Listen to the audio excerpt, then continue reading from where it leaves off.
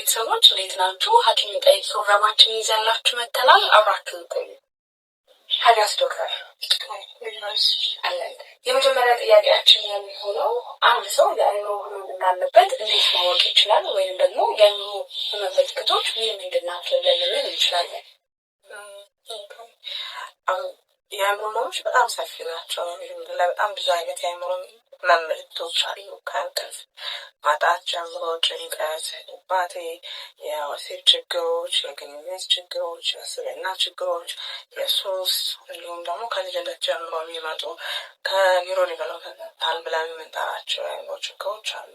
ስለዚህ ምልክቶቹ በጣም ሰፊ ናቸው። ነገር ግን አንድ ሰው ከዚህ በፊት የሚያደርገውን የዕለት ተዕለት እንቅስቃሴ ማድረግ ሲያቅተው ስሜት ጭንቀትም ይሁን ንዴትም ይሁን ሐዘን፣ ደስታ ተገቢ ከሆነ ጊዜ በላይና በከባድ በሆነ መጠን ሲመጡ መቆጣጠር ሲያቅችል የሚያስጨንቀውን ነገር ልተው ሲል ሳይተው ሲቀር እንዲሁም ከነዚህ ለውጦች የተነሳ የሚመጡ የእንቅልፍ ያበላል ችግሮች ሲኖሩ በዛ የተነሳም ስራው ላይ እንደምሽቱ መስራት ሳይችል ሲቀር ከሰዎች ጋር ያለው ግንኙነት ላይ ጫና ሲያደርግ ወይንም ደግሞ በእነዚህ ለውጦች የተነሳ ያሰብ ሲጨነቅ ወይ ነገር ችግር ነው ብሎ ሲያስብ የአእምሮ ህመም ምልክቶች ናቸው ልንል እንችላለን።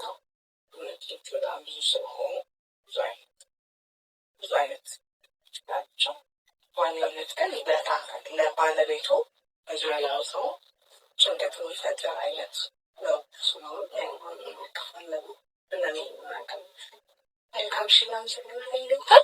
ተመልካቾቻችን የትኛውንም አይነት ከኑሮ ጋር ተያያዥነት ያላቸው ጥያቄዎች ካደሩባችሁ በውስጥ መስመር ወይም ደግሞ